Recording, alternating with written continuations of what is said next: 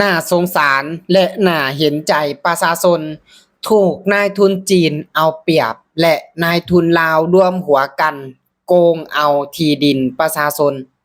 ยังบ่เฮ็ดบ่เฝ้าแต่ดินย่านแต่พวกเจ้าสิดูดบ่พวกเจ้าบ่เห็นใจคนลาวนำกันบ่สองเทื่อละดูดบ่แม่นสิเทื่อเดียวพวกเจ้าเข้าใจแล้วก็จ้างจริงบ่ให้เข้าเมิดบ่ดินน่ะถ้ามึงได้ยังผู้เจ็บเป็นไปของหมอก็บ่ต้องไปบ่ต้องเฝ้าแต่ดินอยู่นี่บ่เจ็บเป็นสบายบ่ลงกันแนวนี้บ่แม่นจังซั่นบ่แม่นจังซั่นละดูดได้จังได๋พวกให้ก็วิชาการ ว้ายมีสังกัดไหนคือมาถามเจ้าของสวนเบิ่ง ผมมีคำสั่งให้บริษัทเขาเฮ็ดหลายเข้ามา ไม่ได้จังได๋ค่ะ ก็เมื่อเจ้าแข้งบริษัท มีลายเส้นบอกว่าให้จะดุด ก็เมื่อเจ้าแข้งบริษัทแต่ว่าเฮาบริษัทเฮาวิชาการก็ได้กันเนี่ยนี่ยังก็เว้ากันคนดี โอ้ยวิชาการใหญ่เอ้ย ความดี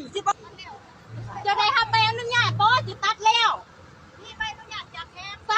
ขอเบิ่งนี่ อันนี้คนลาวนะครับติดนางในรถเนี่ยคนลาวเป็นเมียคนจีน ใบอนุญาตจากเจ้าของสวนบ่เอ้ยประธานเจ้าอีหลีเจ้าบ่เห็นใจคนลาวใจบ่สิเฮ็ดจังซี่นะที่ยังมีความเป็นคนบ่เฮ็ดได้เรียนหรอจะสิเว้าไปได้บ่จะบ่ได้เข้าใจจังซี่ล่ะสิบ่ให้เว้าไปเขาเฮ็ดหยังจะเจ้านี่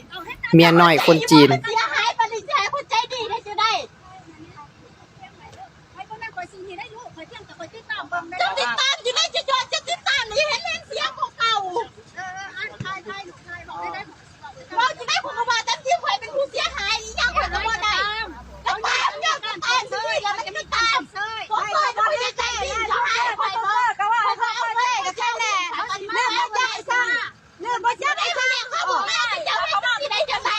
เจ้าตัวใครเข้ามาคนแล้วเจ้าจะรู้ว่าไปบ้านคนคนคนจะสู้จะมาบ่ยอมยังมาบ่ยอมคนโทษห้าคอยจะคนไปบ่คอยเข้าใจบ่ไปยังมาบ่ยอมไปบอกให้โทษเขาไปรวมได้บ้านนี่จะมาคอยไปรวมได้เองบ่ไปแค่ปีห้าคอยบ่คอยบ่เอาไปรวมได้ยังไงบ่มีใครโทษบ่มีใครเอาไปหาตัวไหนโทรมาเข้าใจบ่จะคือโทรหาแกโทรหาสแปนมันดูดีสแปนมันดูจีนเฮาไม่บ่ได้เรื่องที่ความแดกแม่พ่อเนี่ยให้ใจเราเนี่ยอย่าที่สอนอะไรเห็นว่าผมมีพอเนี่ยยังไม่ได้เข้าใจบ่มาแล้วไม่รู้ยังหาคุยจะใส่ดินบอลไปจะหาสาเดียวนี่คุยจะใส่เงินเข้าใจบ่บ่ให้บ้าพวกเจ้าแล้วมาดูแทนนี่มันเป็นจังสี่ไพ่คือว่าผู้ใดดูไพ่คือว่าผู้ใดดูมันเป็นบ้าแล้วจังสี่พวกเจ้าให้สอบมันจะว่าคอยบอกเกี่ยวเฝ้าในความดันเจ้าไม่ยังทำไมเขาบอกให้เอาคนสร้างเขาได้ทางบ้านสร้างอยู่ได้สบายดีพ่อแม่พี่น้อง FC ทางฝั่งไทยฝั่งลาวเนาะเห็นแล้วก็สงสารนะสงสารประชาชนเห็นใจประชาชนเสียที่ดินให้กับกลุ่มนายทุนจีนนี่ซ้ำแล้วซ้ำเล่าจนสุดท้ายจนจะบ่มีที่ทำมาหากินแล้วเขาอยากได้ที่บอนใดเขาเข้าไปหา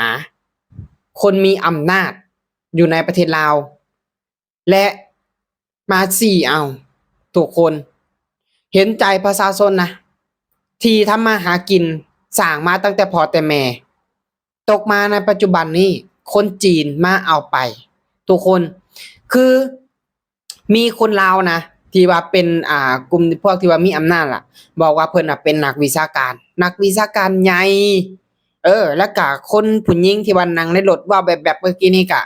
เป็นคนลาวเป็นเมียน้อยจีนเห็นบ่คนที่ขับรถใส่เสื้อขาวนะยืนอยู่ในรถเห็นบ่นะครับอันนั้นก็คนจีนนั่นแหละเป็นเมียน้อยคนจีนทุกคนเงินหยวนเงินหยวนนักล่าเงินหยวนทั้งหลายนะบ่ได้สนใจความทุกข์ยากความลำบากของประชาชนขอเพียงแต่ไล่เงินนะสิ่งที่ผิดก็กลายเป็นถูกสิ่งที่แบบประชาชนเดือดร้อนก็บ่ได้สนใจว่ามันสิเป็นแบบใดประชาชนสิลำบากนะประชาชนสิเจอผลกระทบอีหยังก็แล้วแต่บ่ได้สนใจขอเพียงแต่วันนี้ได้เงินก็เป็นพอและก็บ่ได้เสียที่ดินตัวเองเสียที่ดินของประชาชนพื้นที่ตรงนั้นประชาชนเสียภาษีมาตลอดให้กับรัฐบาลแต่นายทุนกับพาจีนนะกับพานายทุนจีนเนี่ยเข้ามาเอานะเหตุเกิดอยู่ที่อีหยังเป็นแขวงอย่างเซกองอย่างนี้แหละครับ นะอันเนี้ยเป็นเขตภาคใต้ของประเทศลาวทุกคนเพราะว่าพื้นที่ตรงนั้นมันเป็นดินงามและบรรยากาศดีปลูกหยังก็ขึ้นปลูกหยังก็งามมันก็เลยเป็นที่หมายตาต้องใจของคนจีนเพราะว่าจีนลงทุนปลูกกล้วยนะปลูกทุเรียนทุกคนเขาหาทำเลดีๆเขาหาพื้นที่ดินงามๆซึ่งเป็นดินแบบภูเขาปลูกหยังก็งามนี่แหละที่คนจีนถึงแห่กัน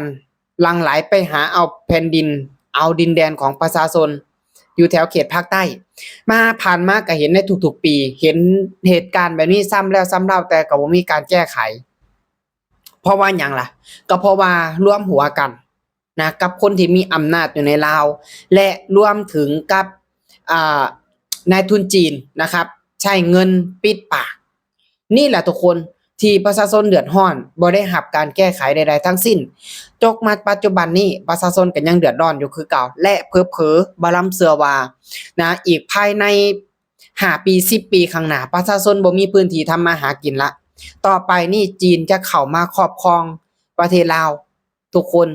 ทั้งบ่อแหบ่อคำขุดไปหมดแล้วทั้งสวนไม้นะต้นไม้น้อยใหญ่จีนเบียดขนเข้าไปในประเทศจีนเบียดรวยเอาแต่ประเทศลาวตอนนี้ก็คือยังจนอยู่ประชาชนยังเดือดร้อนยังลำบากบ่มีการแก้ไขใดๆทั้งสิ้นก็คืองงเองงงอยู่นะถ้าเป็นประเทศไทยนะก็เจ้าจะแก้ไขก็เจ้าจะนะถ้ามันเป็นข่าวเป็นอย่างแบบนี้ทุกคนถ้าประชาชนเดือดร้อนมีคลิปมีหยังหลุดออกมาแบบนี้ทางเจ้าหน้าที่หรือว่าภาครัฐเขาจะลงไปแก้ไขเขาจะลงไปเบิ่งแยงประชาชนแต่การประเทศลาวเงียบกิ๊บทุกคนเพราะมันกินน้ำกันหั่นล่ะครับนี่ล่ะทุกคนก็คือประชาชนเดือดร้อนนะเจ้านายรวยนี่ล่ะทุกคนนี่ล่ะที่เกิดปัญหาอยู่ซ้ำแล้วซ้ำเล่าเกิดปัญหาอยู่แบบนี้บ่อยู่บ่เซาประชาชนเดือดร้อนกันนะจนตอนนี้บ่มีที่ทำมาหากินกันละเห็นแล้วก็โคตรสงสารประชาชนสร้างมันอดไปพี่น้องเนาะเชื่อว่าสักวันหนึ่งบาปกรรมจะตามทันมันพวกเนี้ยเนาะอดเอานะชาติทุกวันเนี่ยบ่ต้องรอชาติหน้าหรอกชาตินี้ดอกนะเดี๋ยวมันก็มีแนวเป็นไปล่ะอดซะเอาเชื่อว่าเนาะฟ้ามีตาเป็นกรรมมีจริงเชื่อเอาเนาะ